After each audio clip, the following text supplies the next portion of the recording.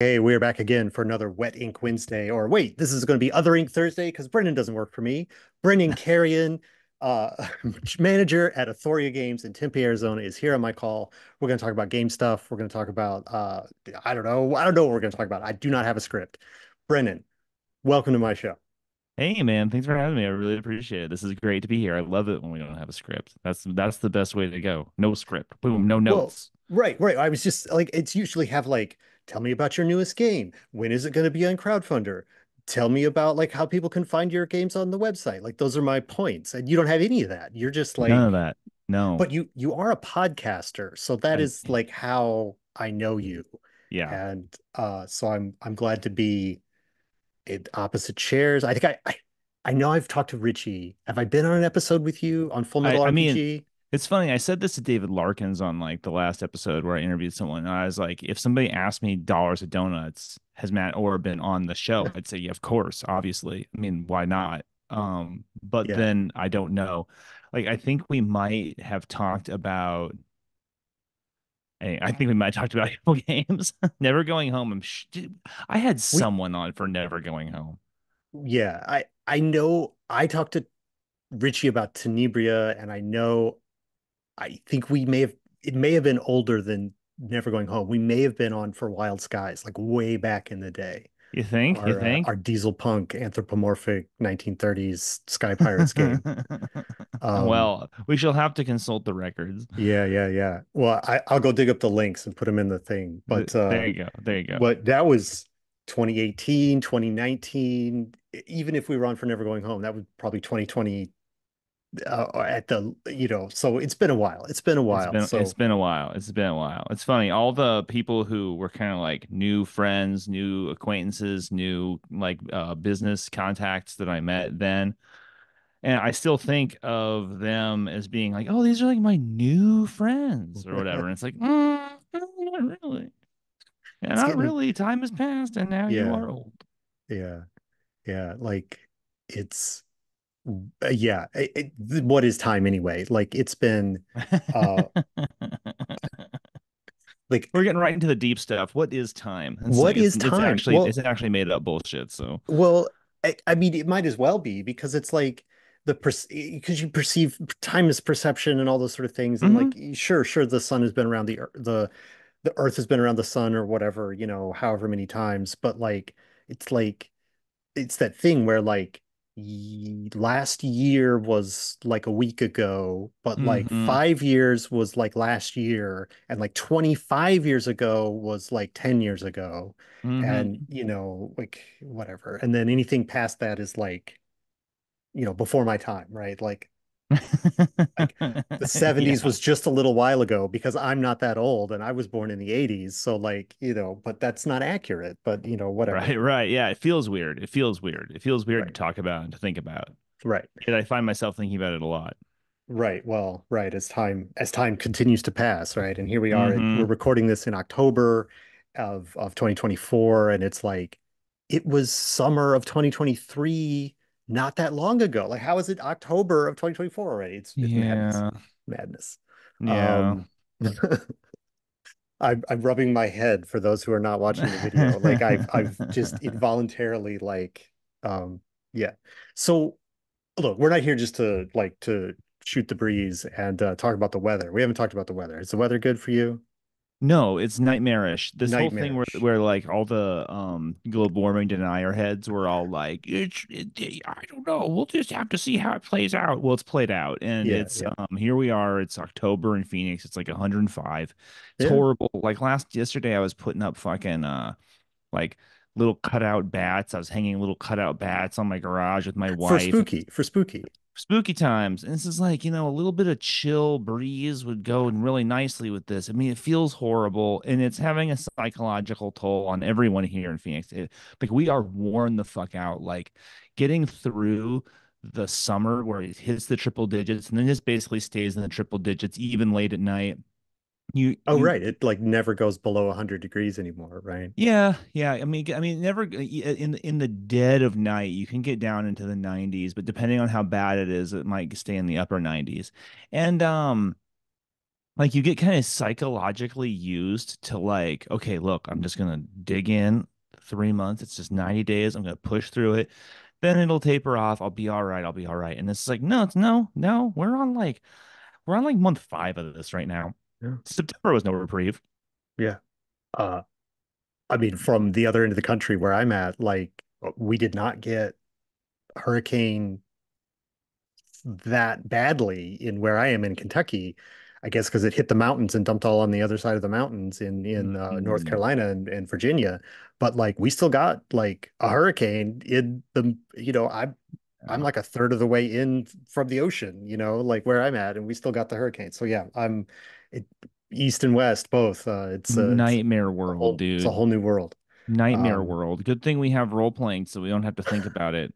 Or exactly. we can think about it even more depending on what kind of role playing game Depending we on want to role-playing play. games you do. So like, yeah, I mean, so that immediately jumps me to like thinking about the sort of like post-apocalyptic, the like almost mania for like zombie games that were like, what are we Mhm. like, is this 10 years ago now that we're like every other role-playing game was a zombie game and like Yeah, you a lot had of role playing so zombie many games. people were like into that like Last of Us was big on TV and like I'm sure where's the Last of Us adaptation, right? That's one IP that hasn't been turned into a role-playing game yet, right?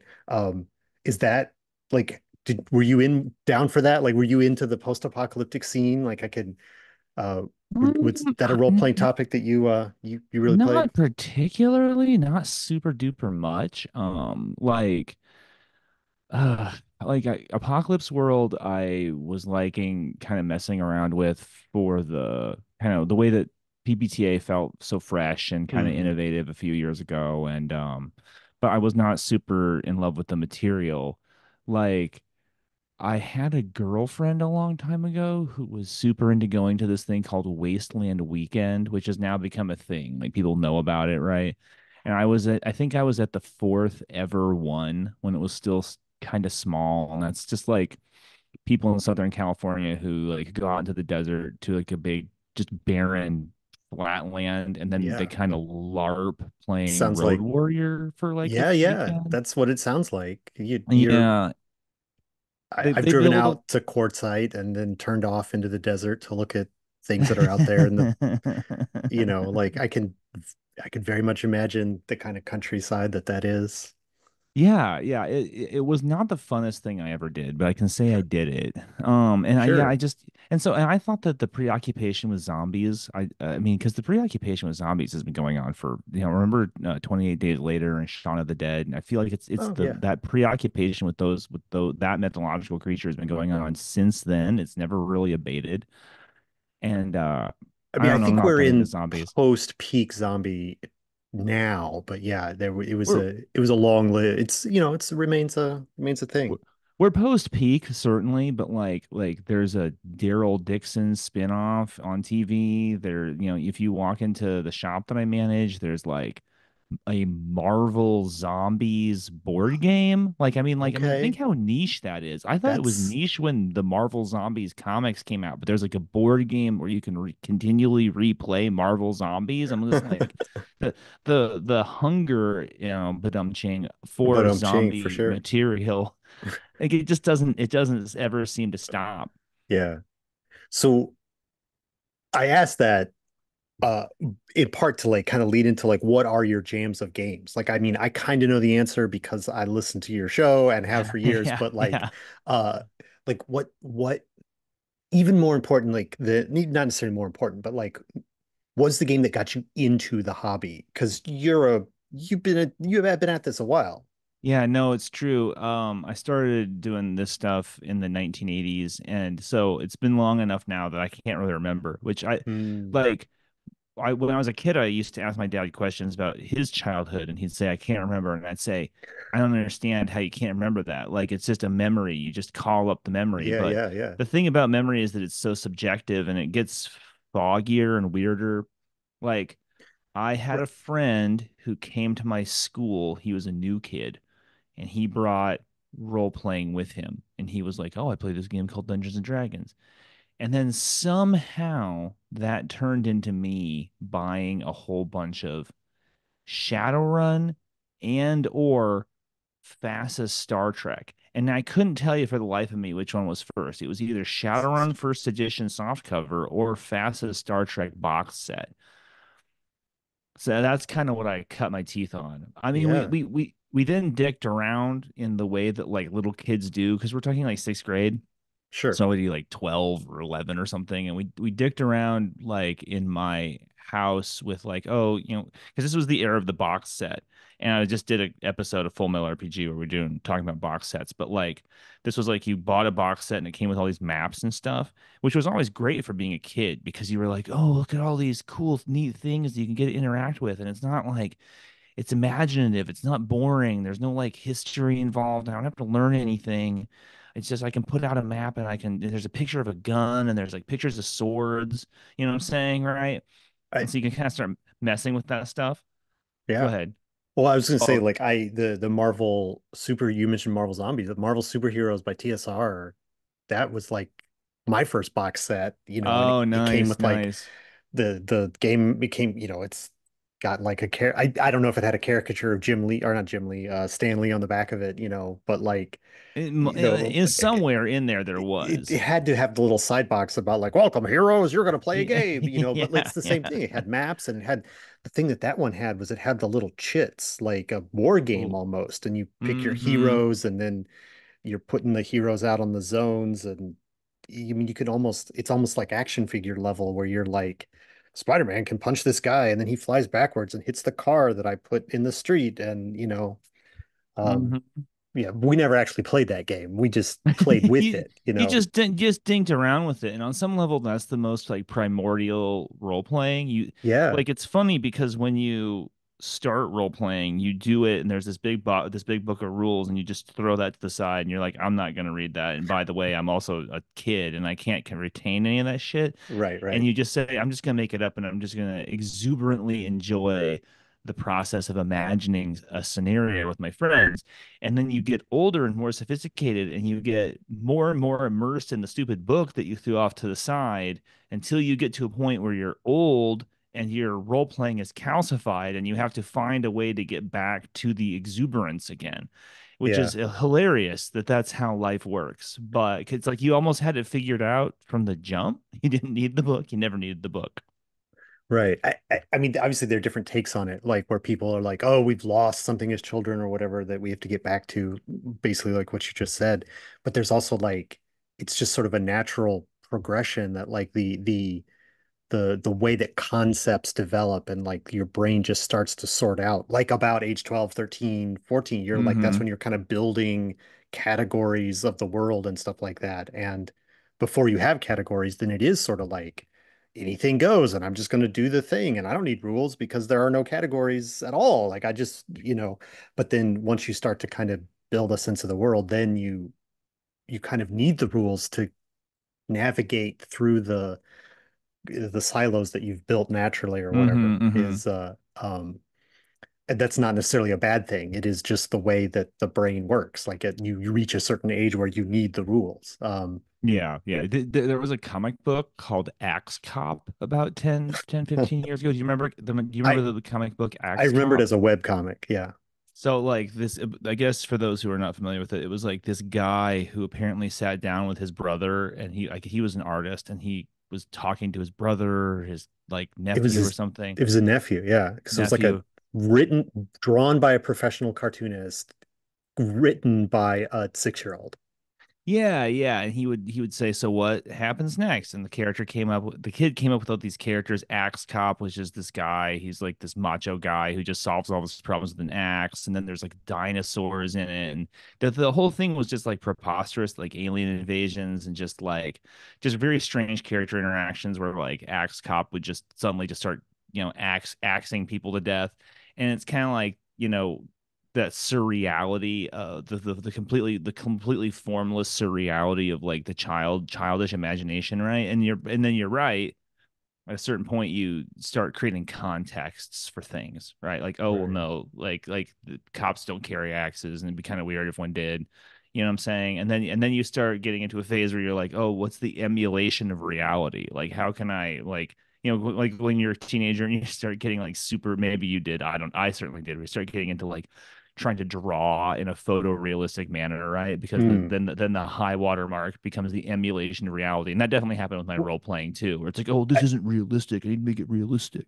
I mean, for me, it was like I would write down I had those sort of stat books that would be like this country has this many miles of railroad and this much like body surface area covered in water, and you'd be like, wow.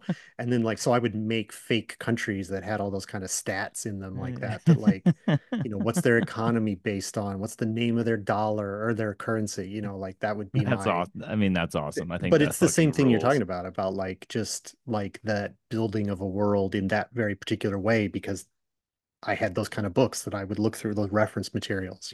Yeah, Um, yeah. yeah. What is it about this hobby that draws people in on that particular level, right? What Like, I think it's, I mean, I think it's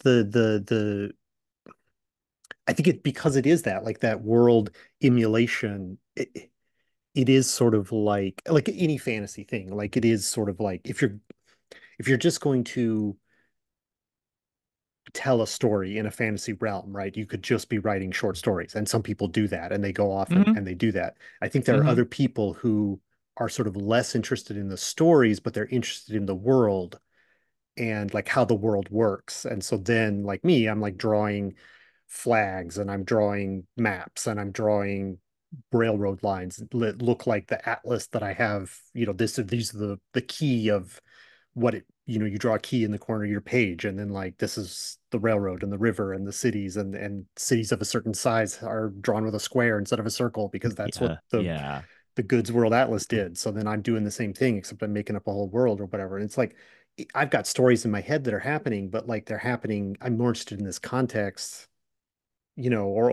I'm preparing the context, and I don't know. I think it's just a different form of that sort of expression. And then yeah. so role-playing games are for people like that, that want to do that kind of stuff. It's such a specific drive. It's such a specific drive, and I've just my whole life, it's kind of like drawn me to a certain group of people and like pushed me away from others. Hmm. And it's just it's really weird how common this very, I mean, I guess this very kind of what I consider to be like almost an uncommon drive is, right? Like, Hmm. and like what a sort of strange Venn diagram like gamers become as Hmm. people. It's like, oh, well, you really should know something about math to interact with this stuff, but also it wouldn't hurt if you were good at drawing a little bit, and you kind of need to be Absolutely. able to like imagine things and explain yourself.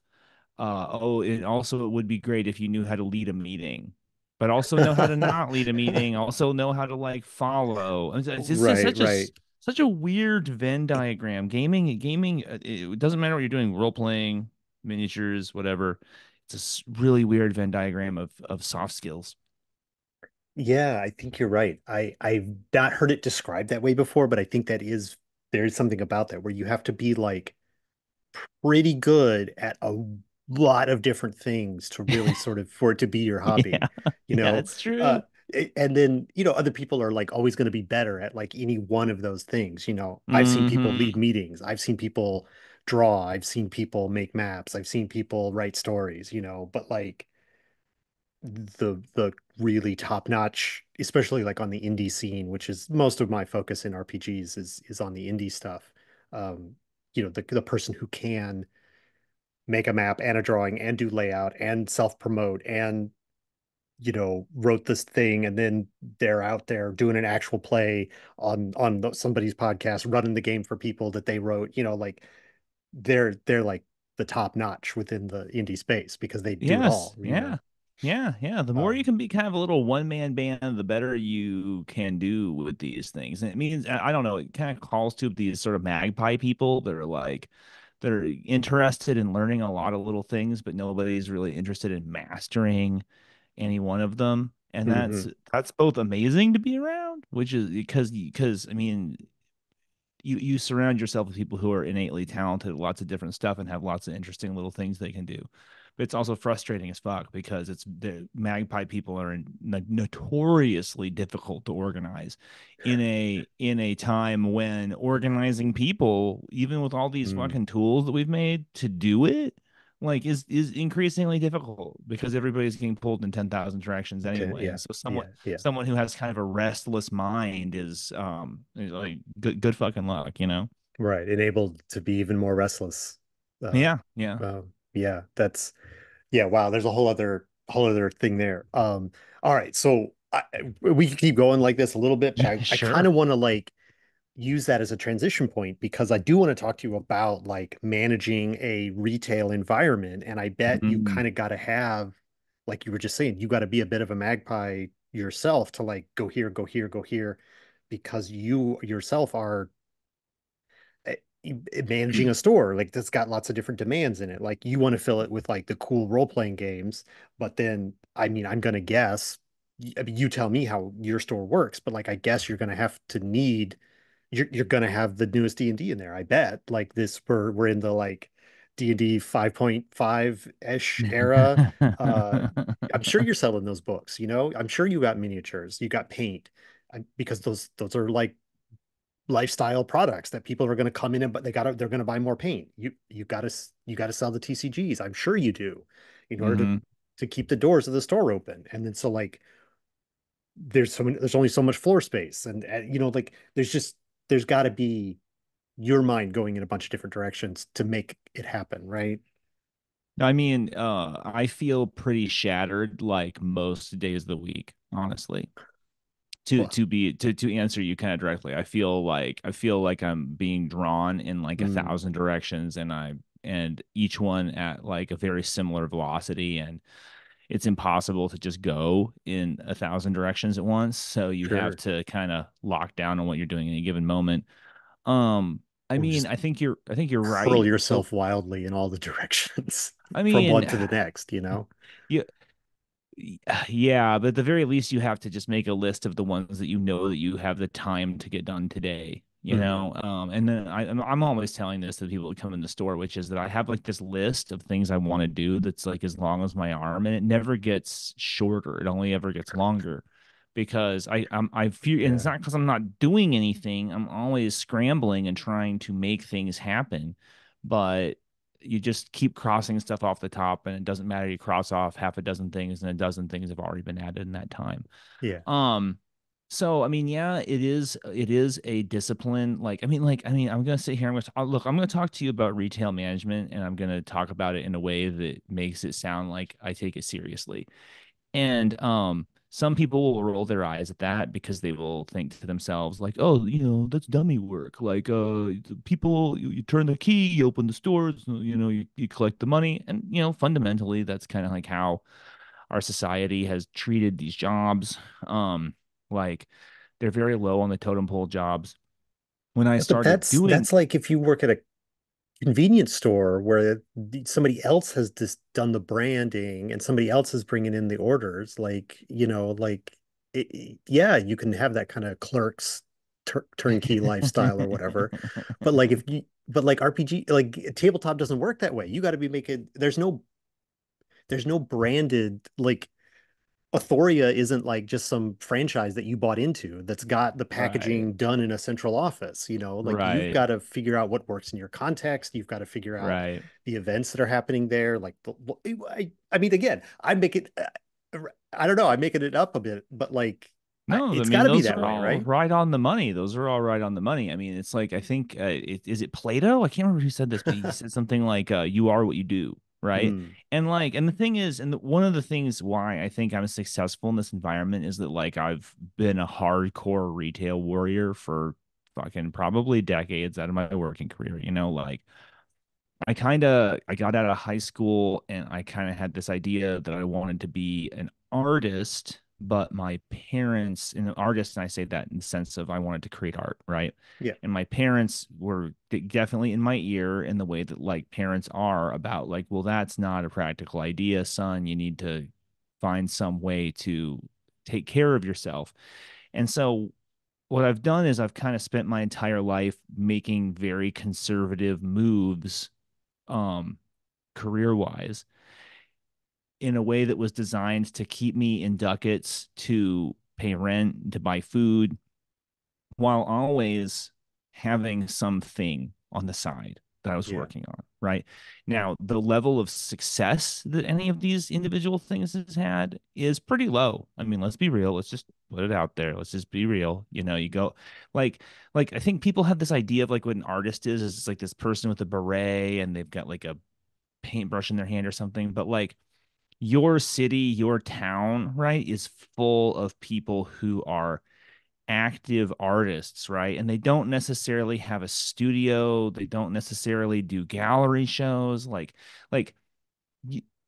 the idea that we have visually, because our culture, I think overall American culture kind of funnels you into this idea that like, look, you need to go to an office building, like you need to go into this concrete hive, you need to shuffle papers around for somebody else and create wealth for someone else, and then you get a little bit of wealth chipped off, and then you are going to use that to consume, right? And that there's these other people who get to be kind of outside that, and they are artists and they live this weird life, right? And like, yeah, sure, the successful ones get to, like, you might go on like YouTube and watch like a Henry Rollins video, and he's like wearing like cool square glasses and he's standing in front of exposed brick and he's like doing a poem or something. And it's like, yeah, he's a very successful guy. He's been very successful with his art.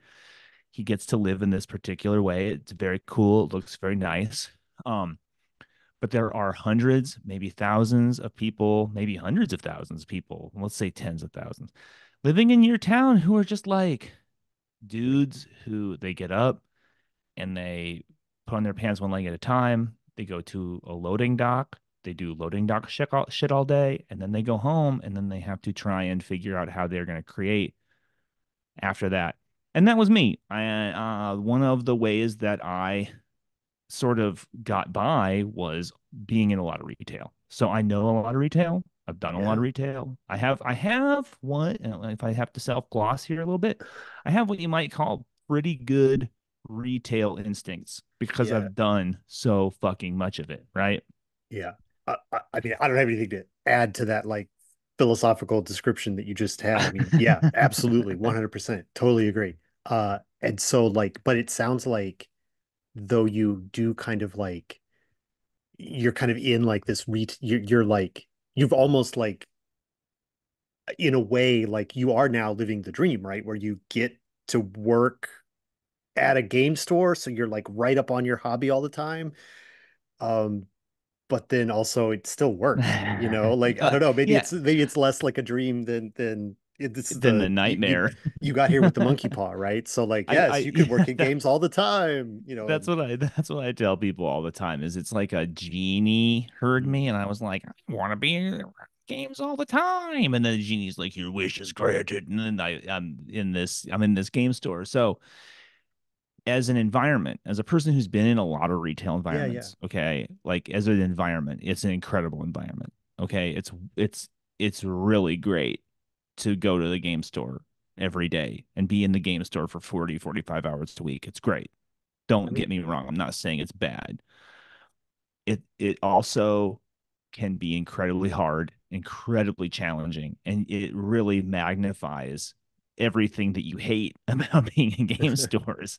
If you're the kind of person who's spent any kind of time in game stores, you know that there's stuff that you hate about it. And guess what? All of a sudden, that's your fucking job. That's your fucking job. All right. these little annoying things are now your fucking job. And It, really, honestly, let me just be completely practical here with you, right? sure.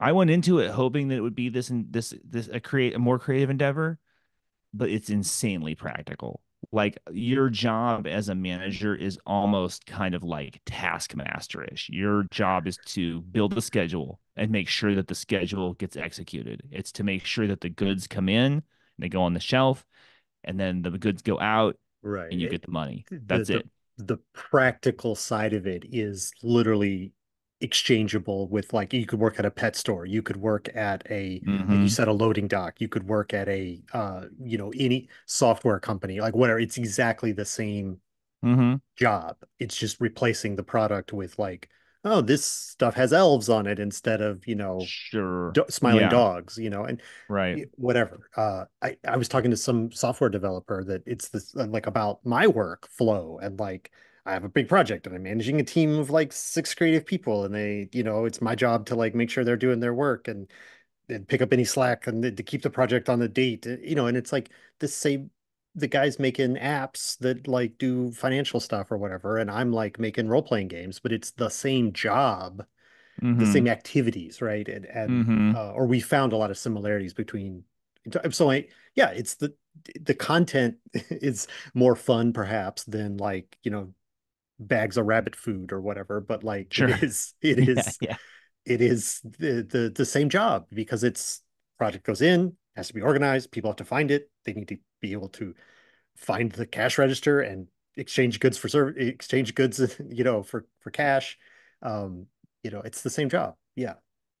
I managed a cigar store in the early 2000s.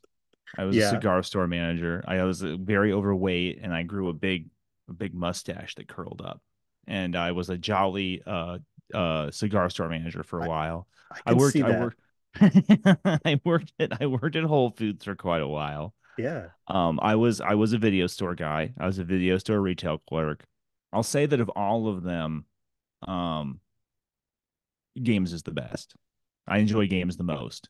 I mean, that's good. Uh, like Whole Foods, man, when I was Whole Foods, it was like they require you to interact with the customer about the product. They want you there, like you had, like literally, if you ever go to Whole Foods or Sprouts, for instance, which is kind of like a Whole Foods, like a cheaper Whole Foods that we have out here, Hmm. you might notice that the clerk says to you something like, "Oh, I have never tried this beer. How is it?" They'll say something like that to you. They are Hmm. required to say that to you. They Yeah, don't yeah, really have this kind of curiosity. Like you're literally once per customer interaction, you're supposed to have this yeah, say yeah. something like that. We get that. We have Trader Joe's. Trader Joe's Mm, appears to have the same policy. Like they'll mm-hmm, ask you about the cheeses that you're selecting, what you're going to use them for. Yeah, it's mm-hmm. clearly a part of the branding of the store is for them to present as interested to you about your menu choices.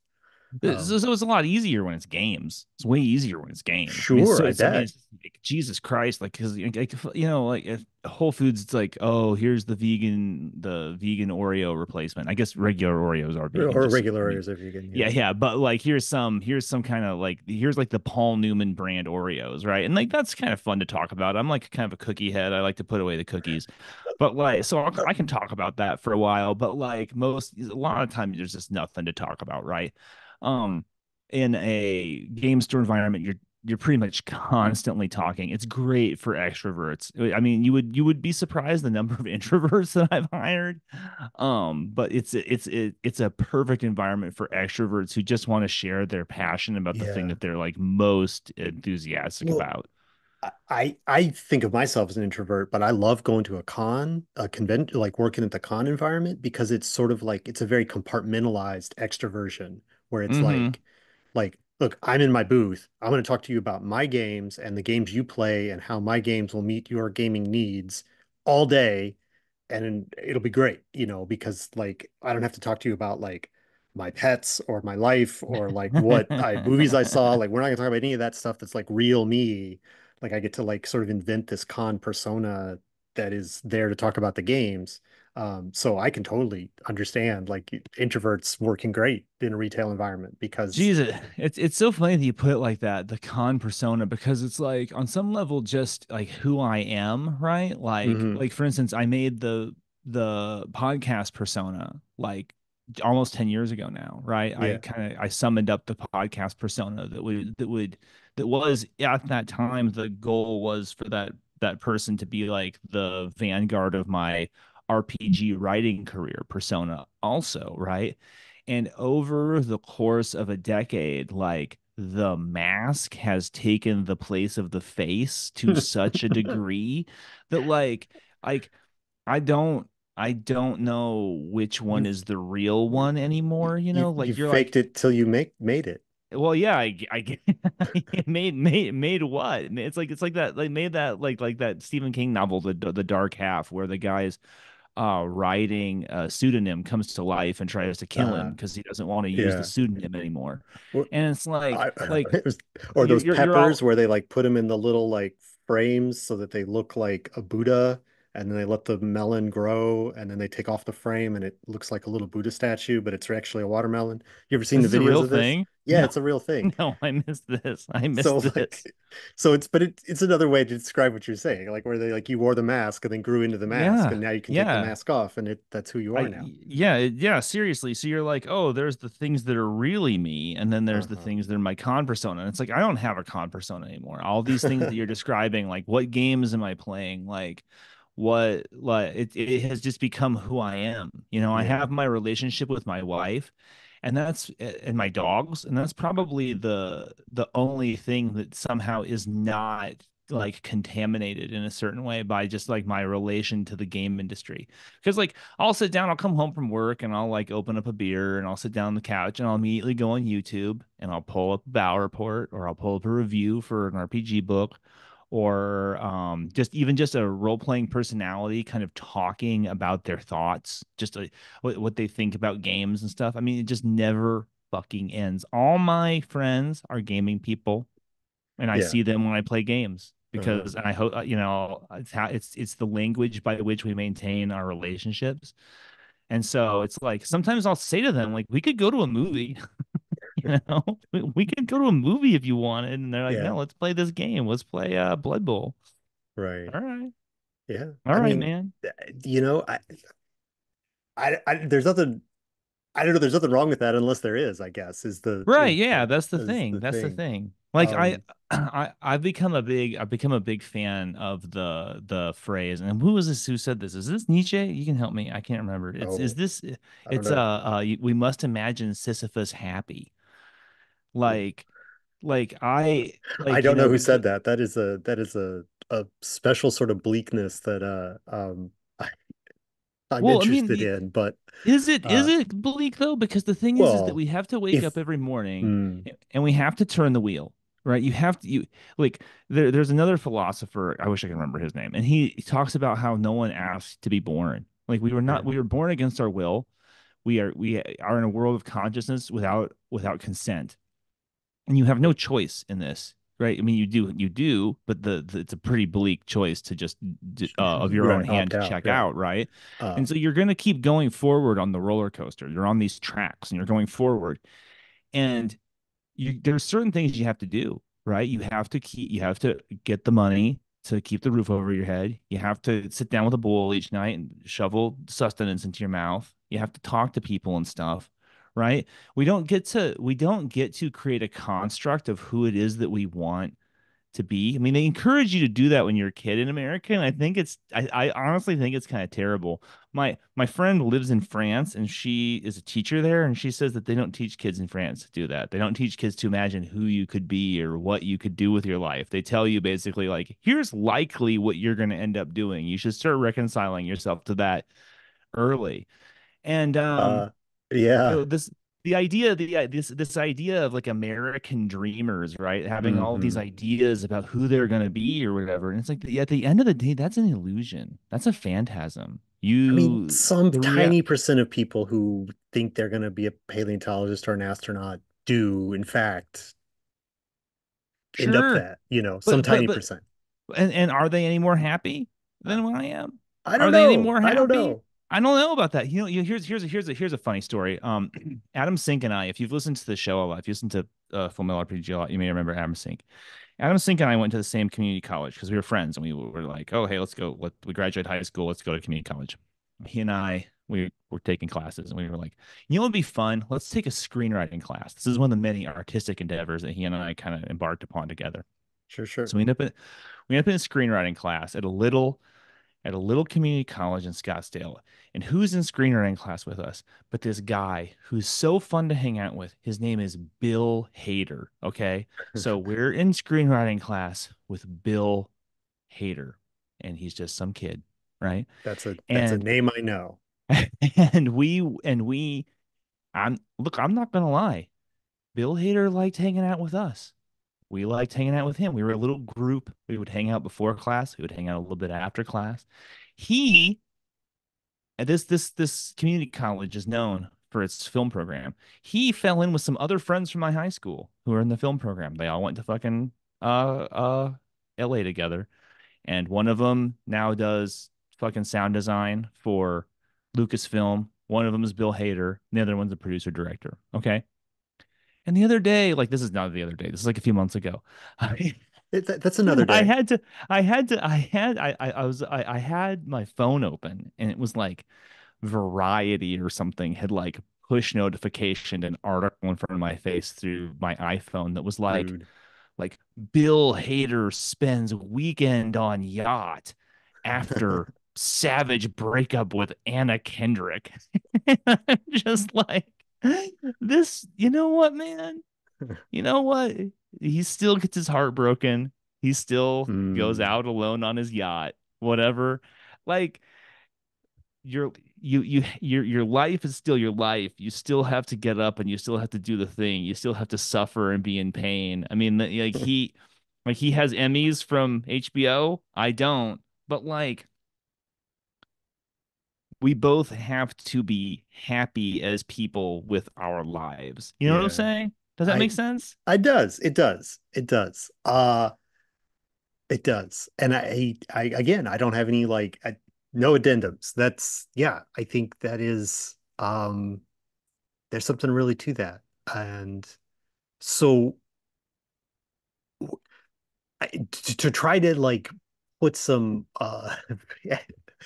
you know Joie de foundations vivre or under this something? or like Oh, okay. Okay, sure. Go ahead. Go ahead. no, I just am like I definitely this has been an enjoyable conversation, but I do want to get like a little bit of like hit at like what is that look like on the ground in your store? Like, do I you mean, do, I mean, what's the percentage that's given over to like how do you are you one of those stores that have like they're getting that has the open table, so you got a lot of table space, and then you get people are in there playing games. Do you have a yeah. lot of like, you know, I mean, how does it work when you go there, and what's but I mean I don't even need to know all that. Like, what is the thing that really brings you? I think the more important question, like, really, what really brings you the joy in the space in the thing? What are you able to Dude, do that dude, really brings you joy about the job? my answer is like so corny, and it's like the same answer you'll get from like any game person, which is it's so Sure. nutty to me how consistent this is. It's just that I love the people. I Mm, love the people. I love the community. I love building the community with the people. I love it when like a kid comes in with their mom and they have like a few bucks and their mom comes in and looks kind of exasperated and is like, he says he wants to get into D&D, like what should we get, you know what I'm saying? yeah, I, yeah, I yeah. I love it when like someone comes in and they're like, oh, I just started playing Warhammer and I have these toys, is there anyone here who will play with me, you know what I'm saying? And then you Mm, get to put them into a group, and then like 6 months later you see them coming in with a group of friends and they're like laughing, you know what I'm saying? I mean, like yeah. like at the end of the day, the like interpersonal connections that we make doing the work it's just so great. It's just watching like people develop in how they approach a game and how they like love and relate to the game. It's like what we get to be part of as being people who are in the game industry. I mean, and this is gonna sound so corny and like LeVar Burton, but like it's just so fucking magical. It's I just mean, so it's so magical. Like yeah. no, I like I never have understood the idea that you should stop playing because you Mm, grow up. And yeah. I love to play. And I just love being in an environment where other people love to play. And so to be able to like take what I know about the game industry and about the products that are available and to use those to inform the decisions that we make about what we stock and what we put on the calendar and how we approach the games and how we approach the people that play them in order to create joy and in order to create a community. Because I have these moments, right, where I just think about like the greatest times in my life and I like didn't know I was having them, and Mm, so many of them just take, I can just kind of close my eyes. I can imagine just walking out of a game store with my friends and just feeling that the evening air hitting my face after I had spent like all day at a role playing table or all day playing Warhammer and grinding out games. And we're laughing and we're heading to dinner and we're like young and our lives are in front of us. And it's fucking amazing. It's just fucking amazing. And being Yeah. able to create that for someone else, right? Yeah. Those little halcyon moments that you will always look back on and think to yourself, I didn't know how good I had it. Like, what could be better than that? Like, what's a better job than that? You know what I'm saying? No, I completely agree because I think it's the same. It's the I mean, we always do after a convention, we that's because I conventions are like when we get out of the the space where the games are made and like actually interact with the people. And so like it's always the people like afterwards. It's People. like what was the best part? It's like, well, when you got to hang out with those people, or what was the best part? It's like that little girl who wanted the thing and then like her dad was there and they bought the game and like she was so happy, Yeah. like it's always the people, like the games as a publisher of the games, it's the same thing. Like for me, where it's like you get to see somebody that they like the same kind of things. They're like, oh, I have an interest in these things. I'm like, great, then check out these three products. And then Yeah. they will Yeah. look at them and then they may buy one and sometimes they're like, this is exactly what I was looking for. I didn't know I needed this in my life or whatever, and they're happy to put down their hard-earned dollar bills on your desk and take it away, because and you do feel great about like, yeah, I thought you would like that because even Mm-hmm. and it's amazing. It is such a great part of the hobby to like connect these people to, it's like a pipeline, right? Or we get the we like to have our artists that we work with like come to cons with us. And so then you can be like, somebody's like, oh, I love this game. And you're like, yeah, and the artist is sitting right over there. Why don't you go get it signed? Mm-hmm. And they're like, oh, Mm-hmm. wow. And then they get to talk to that person about like Mm-hmm. producing the work or whatever, and yeah, it's that is that's great. It is a It great feeling to like be because it is so easy to think of it in terms of like stacks of books on a pallet and like it's right. numbers and shipping costs and those kind of things. Um, That but that's that that not, I'm on those are some all level. just, it's just the surface or whatever. It's to me the great illusion of the game industry that it's about things because Mm, it's not about things at all. Like you yeah, come in and we have all these things and we fuss over them so much, and then what it ends up being about is people. right. Um, and you can have a connection to the thing, right? Like I like you talk to any Warhammer head about like, oh, this is the first time I got into Raven Guard or whatever, and they'll tell you a whole fucking saga about their relationship with the idea of Raven Guard, right? But that in a certain way is almost kind of like it's like a sigil that is like Mm, defining a person through time. It's a touchstone that you can keep coming back to and putting your hand on to remind yourself of who you are. You know what I'm saying? mm, And yeah, the game companies and with by making the things, they help us to continue to do that. And I think that that's why you see people getting so fussy with game companies all the time because it's like you're not just fussing with the product. It's not just a product to me. It's a conduit to not just like my own personal history and mythology, but also to my community, right? And so, yeah. like, how dare you render it down into something that is so crass as just dollars and cents, which of course is how they have to think about it so they can keep making them, you know? Right. Even uh, uh, you know, there are some very tiny game designers who are legitimately not interested in the monetary side of it. But if you're doing it, by the time you're made like your second or third product, like you are thinking about the numbers because you want to keep Mm-hmm. doing it Mm-hmm. exactly like what Yeah. you said.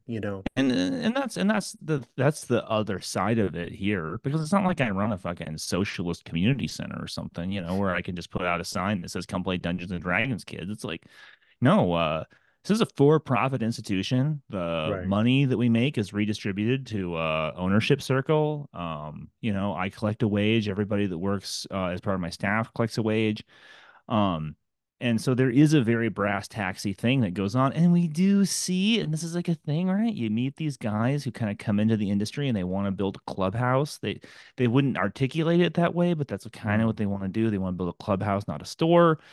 And those institutions have a higher failure rate than if you understand the kind of cold reality of what it is that you're trying to do. Like, for instance, we at my store, we charge for table space, right? This is controversial as fuck. yep. Sometimes we'll get people, this is kind of like a remnant of COVID when that whole thing got kind of accelerated, that whole idea.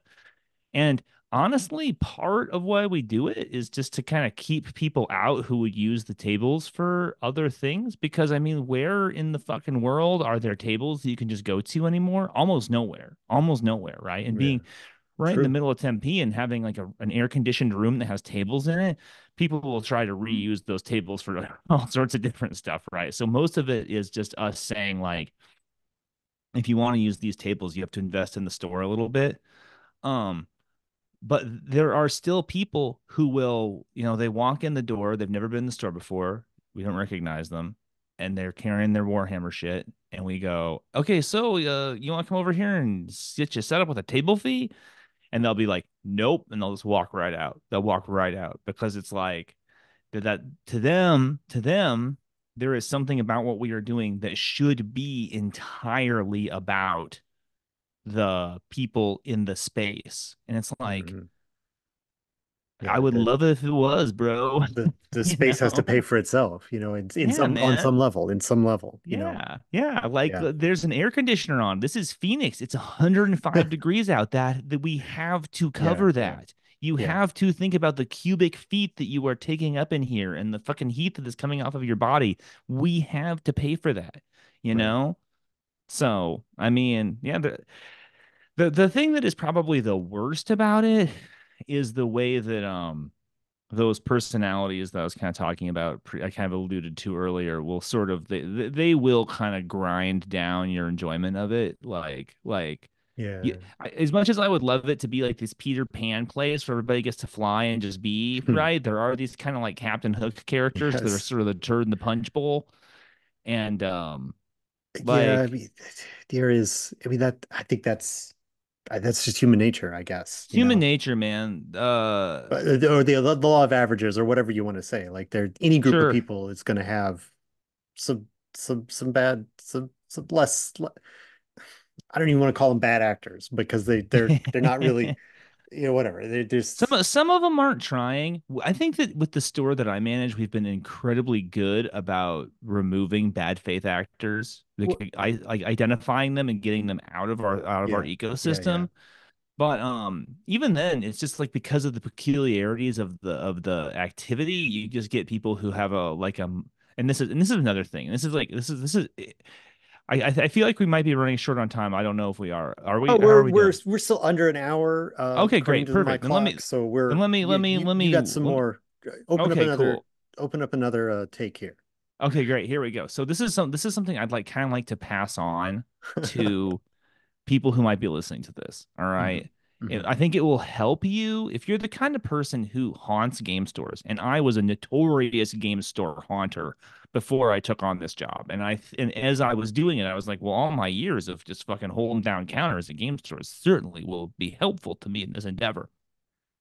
But what you should know is that, and this is going to seem so silly when I say it, you'll be like, of course, your game, your personal game that you think is the fucking center of the universe is just one of something like 50 games that store is trying to keep spinning like tops in order to keep that store profitable. Okay. And if you might say to me, like, well, of course it is, Brendan. I walk in and I see all the other games on the shelves. Of course it is. It's like, no, but what I need you to consider is it's not like they have your game and they sell it, and that's the special game that we all know really makes the store what it is and counts. And all the other stores, all the other games are just kind of like there to flesh the place out. Everyone comes in and thinks that their game is the most important game. Yeah. Every single person. Do not hassle your local game store guy about the Warhammer scene. Don't hassle them about D&D and how it could be better. Like if something fucking horrible is going on, if somebody's cheating or somebody's doing weird role-playing shit, let them know so they can help you. Yeah, yeah. But don't sit there being like, oh, well, this could be better if. It's like, dude, if it could be better if, then go home and run that. But like your local game store has to keep so many fucking free entertainment like possibilities open for you. It's it's an unbelievable workload every single week. How many events does your store put on in a week? Is it literally 50 events a week? Right, Like, it's less than that, but it feels like a lot because but I mean, I imagine, I mean, like if the event, like you could have, I mean, how many tables? Like, yeah, what how much is it? Like, is it we just expanded our play space. So I think at this point we can get something like 50. I keep having to remind myself because we just expanded with another 12 people. So I think we can get something like 52 people into our store comfortably to play. And a they could lot be of playing that whatever they bring, role-playing sort game, war of game, or do you have like this is Warhammer. Tuesday is Warhammer night. We play Warhammer for starting at 4 o'clock if if until if midnight, you only know, I or when like, I first started, I tried that and it did uh-huh, not work. Warhammer guys don't want to hear about it. I was like, it's a Warhammer league. I've been in so many leagues in my life, and they always meet on a certain day, but uh-huh. not Warhammer guys. Warhammer guys want leagues to exist whenever they are able to play. That's Sure, the reality of sure. contemporary life.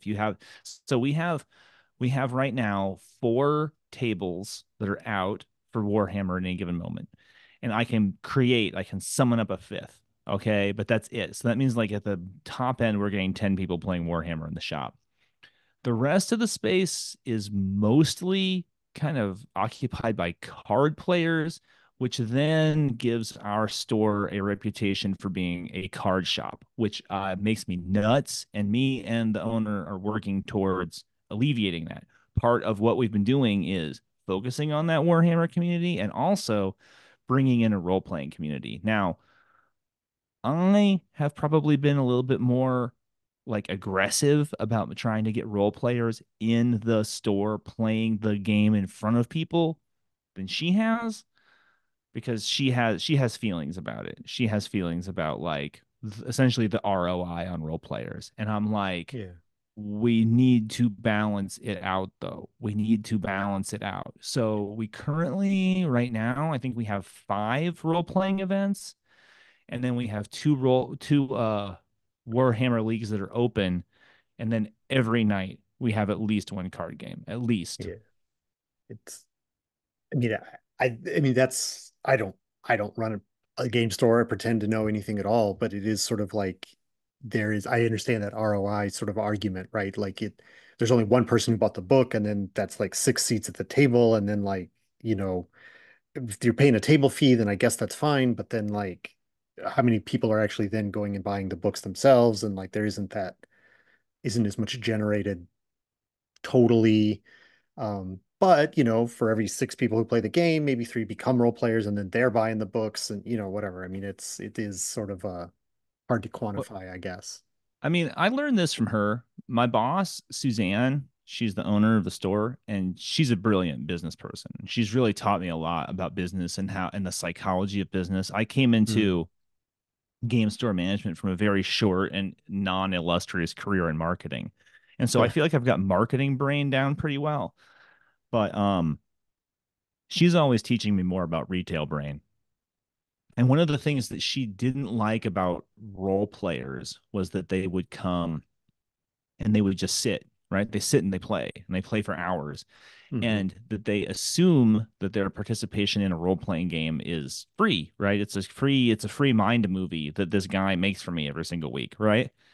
So what we did to break that up is that we started charging a fee just to play, right? And so we have 2 games that are run by a person who's on staff, and Hmm. they're on the clock when Yeah. when they play. So for those games, if you buy into the game, you get some snacks off the snack wall, but basically the cost of playing is used to defray the cost of the person who's telling the story. And then for the people who come in and they want to run a game in the store and they want it to be on the calendar, so people will come in and join. What I do is it's 4.99 for the player. The GM doesn't pay anything, and then the entirety of the fee that the player pays in goes into in-store credit for the GM. So everybody gets something because this is part of the marketing brain, right? Like as a marketer, say a GM brings in 5 players, right? As Yeah. a marketer, you spend like a bunch of time trying to get 5 people to cross the threshold of the store, right? You spend a bunch of time, you spend a bunch of money just trying to get those people to just push the store door open, right? So this guy did it for you, Right. with this So little game that he's running, right? So he should get something. They should get something, right? So the GM's getting something. The players are getting something, which is that they are getting entertained, I guess. And then we get the traffic, which is, and so to me, that all works. That's a virtuous cycle and it's like that a all works. dollar an hour for an evening's entertainment, essentially. That's for each of the Yeah. players. That's not a bad. It's that's a good going Yeah. rate, is what I'm saying. Exactly. And that number, by putting that $5 number on it, it basically winnows out anyone who's like has some kind of essentially like philosophy that they should be entertained for free. That Hmm. you as a GM and you as a game store owner slash manager have an obligation to provide them with free entertainment, right? Right. Like today in today's day and age, man, like what can you buy for $5? Like almost nothing, right? Like $5 has become like the $2 of like 10 Like years yeah, ago. like one of those fruit pies at the grocery Yeah, store wall. I think those are seriously, about five man. dollars. Freaking like the 16-ounce can cokes that I like are something like 264 each at the convenience store. I mean, that's insane, right? So Arizona five tea, holding it bucks down, still 99 cents. still 99 cents. So if a person balks at 4.99, then and this is gonna sound kind of crappy, but if a person balks at 4.99, then they certainly aren't going to do anything else for us financially. So that Hmm. means that we don't have to feel any obligation to them to entertain them. You know what I'm saying? Right. So Yeah. that system has been working pretty well for us, and I'm hoping that it continues to. And Yeah. it allows me to justify to the owner like, hey, look, it's not nothing, Right. Also, putting that 4.99 like into the to the GM store credit, right? Then they get to buy a book, basically one book every 2 weeks. They get a book, right? Which should inspire them to keep running games, right? And Right. dude, let me tell you, because I used to run games for free at the game store all the time Yeah. before before I started working in the game store environment, and I inevitably felt like I was being taken advantage of by the end. You know what I'm saying? When you're running club Hmm. games and stuff, you're just like, because the players are needy, the store owners start coming to you and being like, oh, what are you gonna run? Can we put it on our calendar? All this kind of crap, right?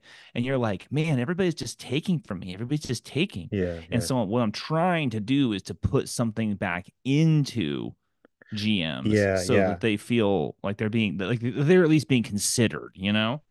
Do you like, I mean, is it like at the level where you're like, all right, next event is like we're gonna have a monthly like GM school where like new players are gonna get to try it out with like a very soft player base, like we're here to root for you to so you get your teeth, break in the thing, and then you generate more player people who can run a game, by giving them the chance to be to play it, I I don't know. I'm have been just spitballing. Like that no, is no, yeah. dude, because that's the thing. That's the thing, right?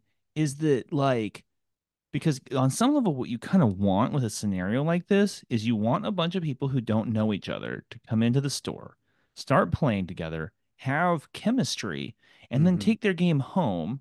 Mm. but they keep playing over there, and then a new group comes in. So the buying behavior that you're talking about is actually exactly what you want.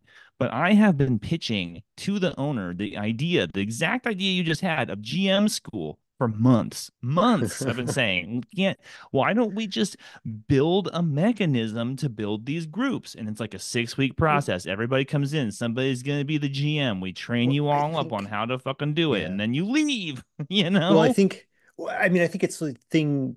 It's, I don't know, like, the concept of like a third space, right? Like, I think a lot of Oh people yeah. don't want to play it at their home, especially with like strangers or whatever. Like I can see that. Like, yo, yeah, we played for like 6 weeks over here at the game store. Like, I got a dining room table. We can figure this out. Like that could be a result, but it's also sort of like we just go up there, and that's nobody has to like clean our house, like because it's that space where that thing like about like it's not a bar, it's not a church, it's a game store, and that's where we're going and meeting up every week, and there's no motivation to ever leave to take the game to my basement or my dining room or whatever. That is the place where we play, but The, then the, how does that stay financially viable for the store, I guess, is the other question. well, the thing about the game store as third place for gaming is that as rather than for gaming, let's reframe that as collaborative storytelling. Hmm. If that's going to be the place you have for collaborative storytelling, you are going to forever be at the mercy of the lowest common denominator. And this is Hmm. inevitably the problem with gaming and game stores. And I get dudes coming up to me all the time being like, dude, your Warhammer leagues could be so much more. Why are they so limited? And it's just like, first of all, because it takes a lot of lift to make them Yeah. not the way they are. And how do I justify the expense of that for this narrow community? Second of all, you're never going to move past the glass ceiling of the like lowest common denominator player that you have in the group, right? There's a story I told on Full Metal RPG once about going to a con, doing a con game. I was doing Lamentations of the Flame Princess. Forgive me, it was in a different time. And the character rocks up, guy rocks up to the table, and he's like, "Oh, my character's name is Jeffrey Oatmeal, and I dress like a Boy Scout, right?" And we're trying to do like a grimdark horror thing, and he's like, "And here's Jeffrey Oatmeal, the Boy Scout, right?" And if you play at the game store, you're never gonna be free of that. In fact, that's the best case scenario. You might get some guy who's like completely unfamiliar with hygiene, wants to use his character to like hit on women, wants to Right. role play like historical Call of Cthulhu with like racial epithets. You just never know, right? So it's Right. like in order to achieve the maximum value of what you can get out of a game, whether it's Warhammer, whether it's Dungeons and Dragons, whether it's Shadowrun, anything, you kind of have to get out of the game space. You have to get out of the store so that Yeah. you The can start getting people who are of like mind coalesced. Right. Yeah, like that sort of like I don't know, like the curated Yeah, I want to play this game with you five other people, and then we're all going to commit in the same way, and right. you know, yeah, Right. So you, there's you show up to play Warhammer and you're like, oh, we're all going to name our captains. And then one guy goes, do I have to? And you go, oh. And the first thing he goes, yeah, could you just do it? And he goes, all right, his name's Captain Banana Hammer. And you're like, cool. Well, this campaign sucks already, you know? Like here I was imagining this like Black Library thing, but here comes Captain Banana Hammer. You know what I'm saying? I right, mean, it's right, like right. it's just, welcome to playing at the game store. Like this, you will have experiences like this, you know? Yeah, I'm sure. I'm sure. Like I've been on the internet. I've seen people's usernames. Yeah, right. Uh, That's how it goes. That's how it goes. Uh, Brendan, I want to thank you so much for your time today for talking about all this stuff. There's not really an end. We could keep going, I'm sure, but this seems like a good enough place to cut it off. All right, right on, Um, man. yeah. So before we actually say goodbye, if you want to be found on the internet, or especially give a shout out to your store once again, like Sure. do you do online sales? Can people come by and see it? Do a Uh, little ad for your game, and where's your presence? And tell us a little bit about Full Metal RPG, because that's the okay, other yeah, place where people can absolutely. find you. I manage Athoria Games Tempe in lovely Tempe, Arizona. So if you find yourself in the Tempe, Arizona area, I would love it if you would come down and check out the shop. We have pretty stiff competition here from a couple of different game stores that are attempting to be like the target of game stores, which to me is a crazy bonkers idea that I wouldn't want anyway. But we are taking our store in a different direction in that what we want to do is we want to create a very cozy, welcoming, and familiar environment. We want to create the classic game store that you may remember from the 90s and the 2000s, only without the chuds behind the counter and the weird speckles on the toilet. We're very into having awesome staff and a clean environment. So come on down. I'd love to meet you. I'd love to talk games. I'd love to go out to lunch. Please stop by Athoria Games, Tempe in Tempe, Arizona. Um, I have a podcast called Full Metal RPG. I've been doing it on and off for like almost 10 years. You can find that on anything where I almost said Patreon. You can find that anywhere where podcasts just download Full Do you Metal have a RPG. Patreon for FullMetalRPG? You do, don't There you? is one, but you definitely Yeah. should not join. And then if you are interested just in kind of like what I'm up to, I have a Instagram account called Death by Role Playing, and I post on it every so often. I my miniatures, mostly Full Metal RPG episodes. If you kind of need to know when those are happening, sometimes it'll be a picture of me in a hat, or sometimes it'll be a picture of my mustache, but mostly it's just like, hey, I dropped a new episode of Full Metal RPG and I'm painting a vampire. So yeah, that's it. Thank you for having me on. I really appreciate it, man. This has been super fun. I mean, Yeah. my jaw's starting to hurt, but I could probably go for another 2 hours. Yeah, I mean, this is you have talked a bunch, and I've been so happy to hear you talk because it's I always enjoy your show, and so I'm glad that you've been here on Other Ink Thursday with me talking about this sort of this shedding light on this part of the industry which people don't think about, right? The like practical side of a real rubber meets the road sort of meeting point, right? Like the game store where you buy the games. So game stores have to work and thanks for sharing all that with us. Anytime, Um, man. Anytime. yeah. All right. That's it. Thank you. Thank you so much. We'll see you on the internet. And what game? I don't know. What is it? What would you pay? I always ask try to think of something to have the people comment to drive interaction. So what would you be willing to pay for a table at a game store that was, would you say it was clean and cozy, clean, friendly, Yeah. welcoming, all those things? What Yeah. would you pay your table fee? Tell us in the comments. Yeah. Absolutely. It's 199 at ours.